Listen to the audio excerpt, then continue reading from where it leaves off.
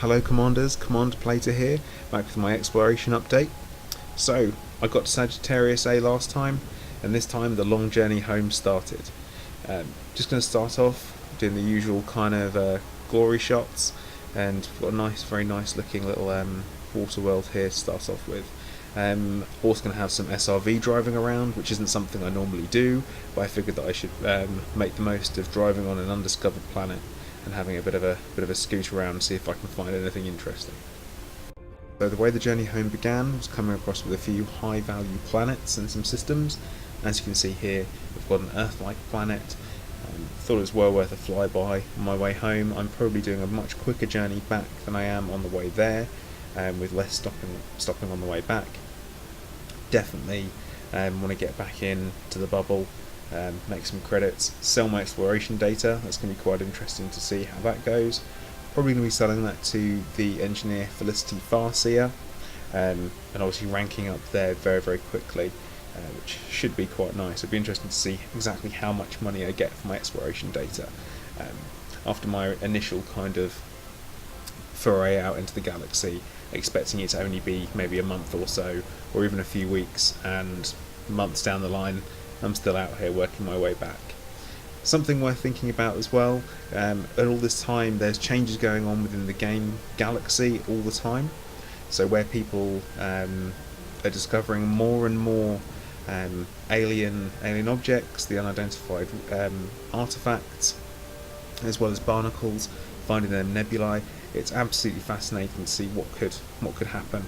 A real interesting thing to think about is when we do discover life, what kind of effect is that going to have on the game and the game mechanics? Are we then going to be able to trade with alien life when we find it?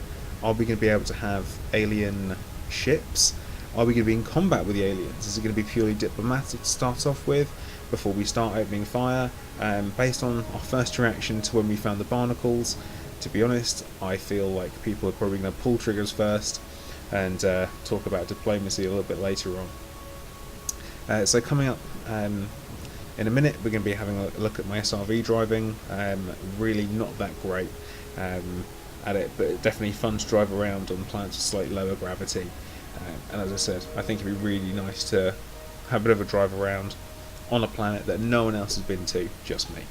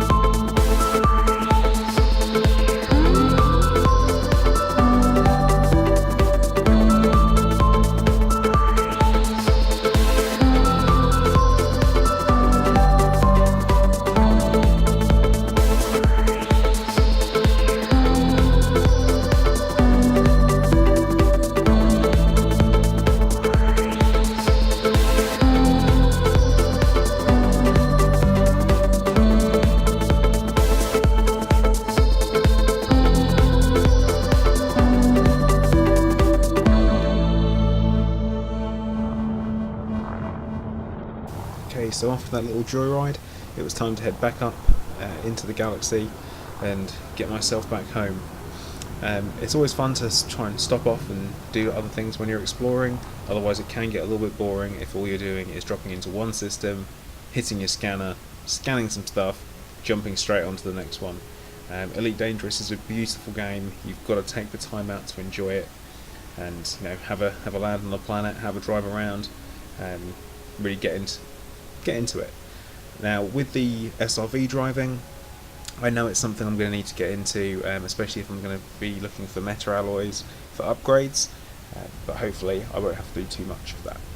Now, as I mentioned before, I don't normally do much around gas giants, but certainly some of them I see and I think they look quite unusual.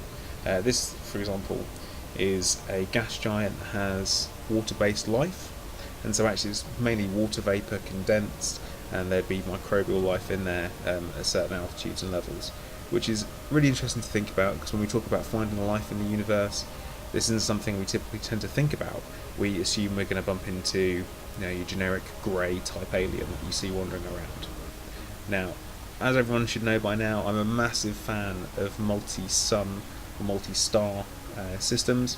I love the way they look, and now when you jump in the nav point, or in the the jump point where you jump in, it's stunning to look at.